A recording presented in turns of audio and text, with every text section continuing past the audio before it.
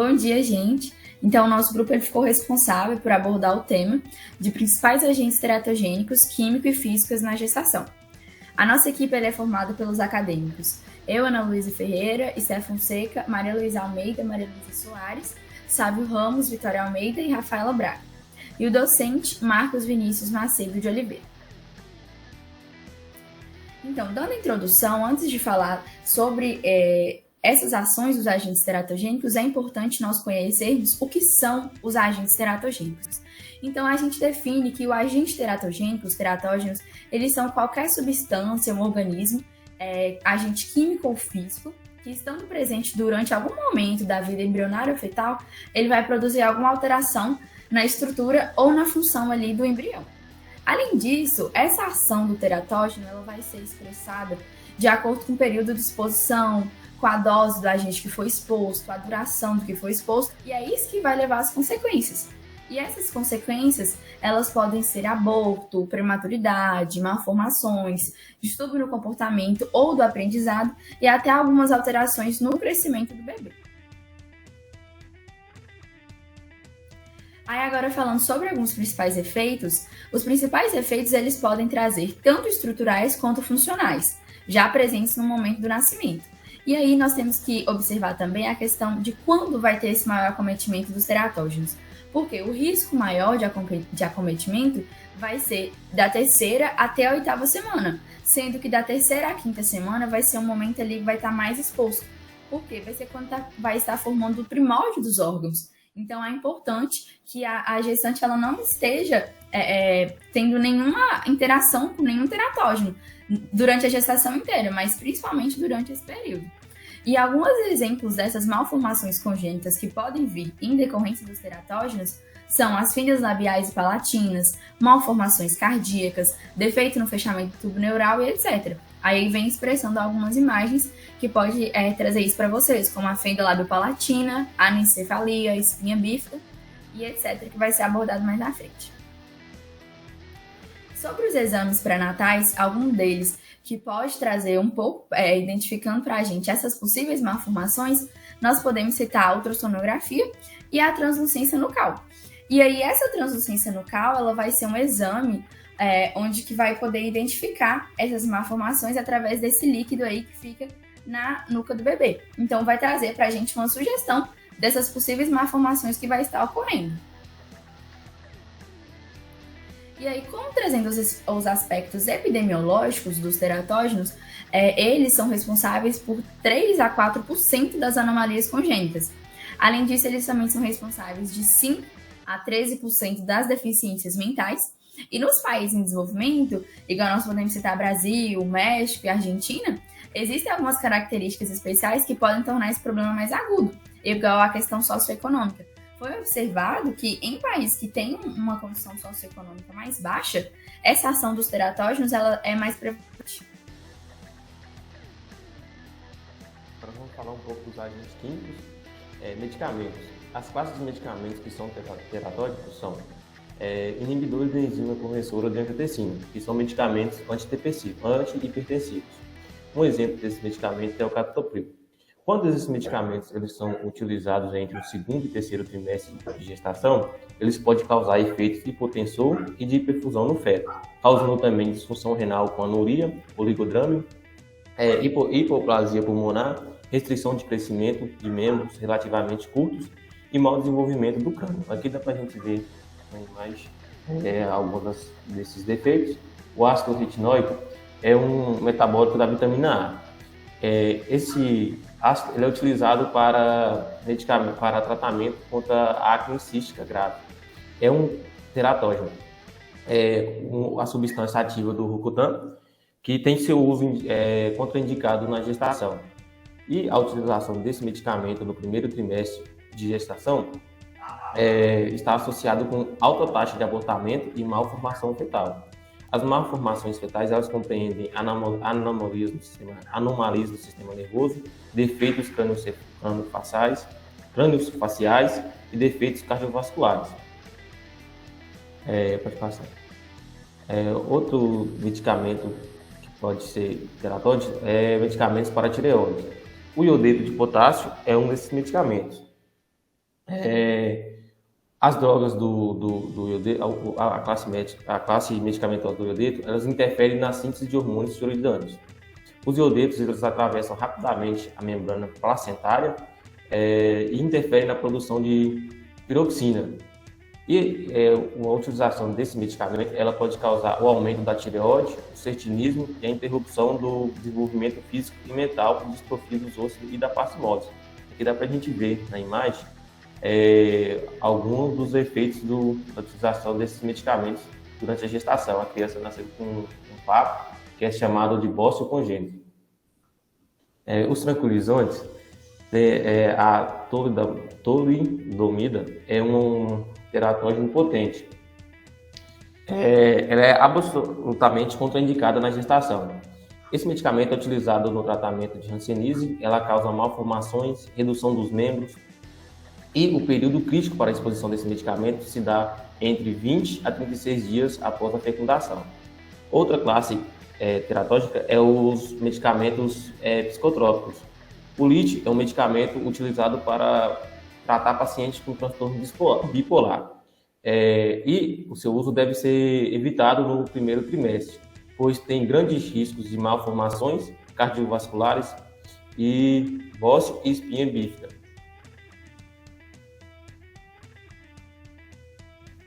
Bom dia a todos. Dando continuidade na apresentação, as próximas classes que vamos apresentar, né, são os antibióticos. Então, eles são compostos naturais ou sintéticos, que vão ser elaborados, né, com a função, né, de tentar causar a morte, né, ou danificar fungos e bactérias. Todas as classes, né, não só os antibióticos, eles devem ser realizados uma avaliação risco-benefício e que o médico deve considerar que os benefícios eles vão ser maiores que o risco. E aí, os antibióticos, eles vai ter como ação, eles vão conseguir atravessar a membrana placentária e vão ser depositados nos ossos e nos dentes do embrião em sítio de calcificação ativa. E como exemplo, eu trouxe a tetraciclinas, que vai ocasionar defeitos nos dentes, e a estreptomicina, que vai ocasionar surdez.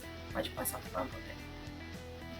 A próxima classe são os anticoagulantes, né? Os anticoagulantes eles são medicamentos que têm por função impedir a formação de coágulos no sangue, e aí eles também têm a capacidade de atravessar a membrana, o que acaba ocasionando hemorragia no embrião ou no feto. Seu período de maior sensibilidade, né? Entre a 6ª e a 12ª semana, levando em consideração que nesse período o feto ele está em grande desenvolvimento e também em crescimento. Como exemplo, eu trouxe a varfarina, que vai poder estar ocasionando, né, hipoplasia da cartilagem nasal, epífases pontilhadas e defeitos do sistema nervoso central. Pode passar, por favor. O próximo, né, são os anticonvulsionantes. E aí a gente vai levar em consideração, né, que mulheres com epilepsia, né, elas têm, né, uma probabilidade de ter uma gravidez com epilepsia. E aí deve ser também realizada uma avaliação individual, também levando em consideração, né, que uma gravidez epilética, ela vai ter também danos, né, ao bebê. E aí vai avaliar o tratamento, se ele vai ser benéfico, né, ou não. Como exemplo, eu trouxe a trimetadiona, que no caso ela vai estar ocasionando, né, no retardo do crescimento, pré e pós-natal, como também retardo no desenvolvimento, e também pode estar ocasionando na fenda do lábio e defeitos cardíacos. Outro exemplo ainda é a fenitoína, pode estar levando a microcefalia, deficiência mental e sulcos na sutura frontal. O ácido valproico, né, ele também leva a defeitos craniofaciais, cardíacos e de membros, defeitos do tubo neural, como a espinha bífida cística. Bom, falando agora do tabagismo. O tabagismo está de maladição, crescimento intrauterino. Isso decorre porque a nicotina e outras substâncias dentro do tabaco, ele promove uma vasoconstrição a nível da placenta. Com isso, chega pouco fluxo sanguíneo e, consequentemente, poucos nutrientes para o bebê se desenvolver. Em média, o crescimento de fetos de mães tabagistas tem um menor crescimento do que fetos de mães não tabagistas. Além disso, a gente tem a inalação do monóxido de carbono, que tem uma alta afinidade pela hemoglobina, formando o composto carboxiemoglobina, que quando chega ao feto pode intoxicar o feto e provocar uma hipóxia fetal. Isso pode ocorrer prematuridade, aborto espontâneo e outras anomalias. Passando agora para o alcoolismo, a gente tem a síndrome alcoólica fetal, que é uma definição de características que a criança vai apresentar quando é exposta ao alcoolismo. Dentre eles, a gente tem a microcefalia, nariz curto, lábio superior fino, cabeça pequena. O álcool, ele ataca principalmente o sistema nervoso, o desenvolvimento do sistema nervoso, porque ele afeta diretamente o metabolismo de algumas vitaminas, principalmente a B9 e a B12, que são vitaminas importantes para a mielinização dos neurônios, afetando essa absorção. A gente tem um menor desenvolvimento do sistema nervoso que pode ocasionar a microcefalia. Passando agora para as drogas ilícitas, as duas mais utilizadas pelas gestantes são a cocaína e a maconha. Ambas podem causar retardo também no crescimento fetal e também afetar o sistema nervoso. Em relação à maconha, o bebê que é exposto a esse teratógeno, ele pode ter padrões disruptivos no sono, déficit de atenção, hiperatividade e compulsividade. Já quando estão expostos a cocaína, eles têm sintomas neurológicos, irritabilidade, agitação e estado de hiperalerta.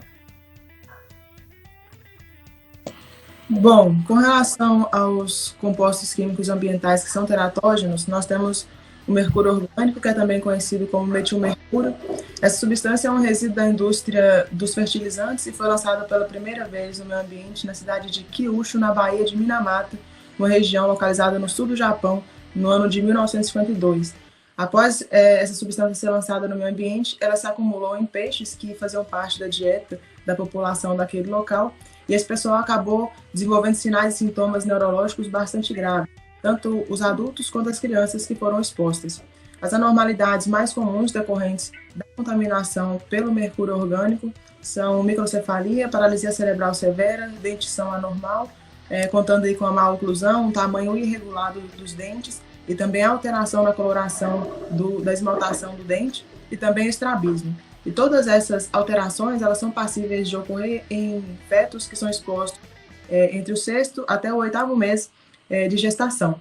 A associação entre essas anomalias e o metilmercúrio só foi feita no ano de 1959 e ela acabou recebendo a designação de doença de Minamata graças à região onde ocorreram os primeiros casos. E em todos esses casos, a exposição ao metilmercúrio, principalmente pelas gestantes, se deu graças à cadeia alimentar. Já com relação ao chumbo, apesar dele ser um metal mais tóxico do que o mercúrio, ele tem implicações maiores se a gente for pensar nas gerações futuras, porque o chumbo ele é mais distribuído do que o mercúrio e também ele tem um efeito tóxico cumulativo, além também de ter efeitos mais sutis, ou seja, o paciente ele pode estar contaminado com chumbo, mas não desenvolver sinais e sintomas clínicos para que o diagnóstico possa ser feito. Alguns estudos indicam que o chumbo ele tem a capacidade de cruzar a placenta na 12ª até a 14ª semana de gestação. E pelo fato de ele ser difícil de ser excretado, ele pode acabar penetrando todos os tecidos fetais, principalmente o cérebro. E isso aí pode levar a complicações nas conexões neuronais e também a um atraso na migração neuronal desse feto. Alguns estudos feitos com fetos ainda na gestação e que sofreram exposição ao chumbo indicam também um retardo no desenvolvimento neuropsicomotor desses fetos, além também de um aumento significativo aí na taxa de abortamentos, de natimortalidade, de prematuridade, além de uma diminuição do crescimento pós-natal e também um aumento aí na taxa de malformações fetais. Com relação aos bifenis policlorinados, também conhecidos como PCBs, essas substâncias são compostos organoclorados, que também foram identificados como teratógenos humanos a partir de uma exposição acidental, que ocorreu também no Japão, graças à contaminação de pessoas pelo óleo de arroz. Essa contaminação acabou sendo denominada como doença de Yushu ou então caso de Yushu. Entre 1968 até 1971, cerca de 31 mil pessoas foram contaminadas pelo óleo de arroz e sofreram essas intoxicações e os problemas gerados por essa contaminação. Tanto os adultos que estavam presentes no momento desse acidente, quanto a sua prole e seus descendentes, todos acabaram desenvolvendo anomalias relacionadas à contaminação pelos PCBs. Os recém-nascidos que foram expostos ainda no período gestacional ao PCB, eles apresentavam uma pigmentação marrom bastante característica, bastante peculiar, além de anomalias esqueléticas e também um retardo no crescimento intrauterino. Estudos que foram realizados posteriormente com essas crianças que sofreram essa exposição indicaram também que eles apresentavam um déficit intelectual de gravidade bastante considerável. E enquanto no Japão a principal fonte de contaminação foi o óleo de arroz, aqui na América, principalmente na América do Norte, a principal fonte de contaminação pelos PCBs estão em peixes que são pescados em águas contaminadas principalmente. Entrando no nosso outro tópico, a gente vai falar sobre os agentes teratogênicos físicos. E aí, esses agentes físicos, eles vão poder ser qualquer forma de energia que vão comprometer a saúde de uma pessoa. No caso nosso, de um feto ou embrião. E aí, entre os tipos de agentes, a gente tem primeiro a radiação ionizante, que é caracterizado por ondas eletromagnéticas ou partículas de alta energia.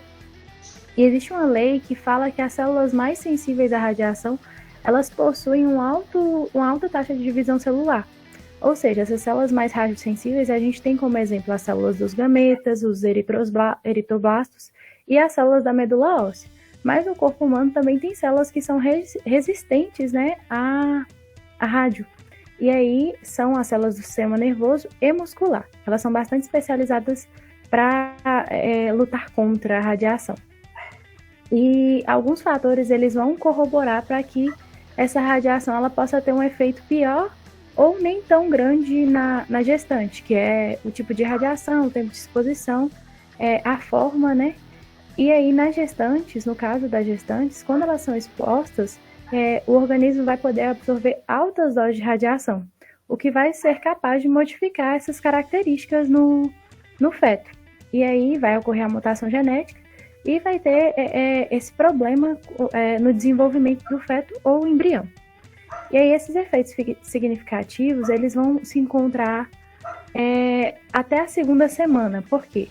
Porque ele vai ter dois extremos. Ou não vai acontecer nada com o embrião, ou ele vai morrer. A partir dessa segunda semana, nós vamos ter outros tipos de coisas que podem acontecer, como malformações congênitas. A partir da oitava vai ter um alto risco de retardo mental e outros tipos de doença. Mas aí após a 32ª semana, não vai ter nenhum risco significativo. Aqui nós temos uma representação, né, dos distúrbios do desenvolvimento dos membros. E um outro fator que também é um efeito teratogênico é a hipertermia, no caso a materna. A hipertermia ela se caracteriza pela elevação da temperatura corporal normal e nós temos alguns autores que eles frisam muito sobre a questão do calor, provocando um efeito significativo de problema durante o desenvolvimento intrauterino. E aí os efeitos mais comuns que são relatados são consequências de efeitos, né, no sistema nervoso central, tendo o atraso na proliferação dos neuroblastos e a morte celular. E aí, como próximo fator, a gente tem os fatores mecânicos, que são os traumas. Existe um pouco estudo sobre isso, porque normalmente quando as mulheres sofrem algum tipo de trauma no início da gravidez, talvez elas nem levam tão em conta, caiu, ela acha que é uma queda leve e tudo mais. E também tem a questão de muitas vezes a mulher se machucar enquanto nem sabe que está grávida. Então, normalmente esses fatores, esses números, né, eles são mais sobre o final da gravidez, que é em torno de 6 a 7% das gestantes que sofrem algum tipo de trauma. E aí, nessa faixa, a gente tem os mais rotineiros, que são acidentes de trânsito, que pode envolver tanto colisão de veículo como atropelamento, acidente de trabalho, evento doméstico e outros. E aí tem alguns autores também que falam sobre a importância desse cuidado com a mulher durante esse período gestacional. Por quê? Porque a mulher tem uma alteração na sua organização física, que é o quê? Ela vai ter uma noção de equilíbrio menor, ela vai perder talvez alguns reflexos básicos que a gente tem normalmente.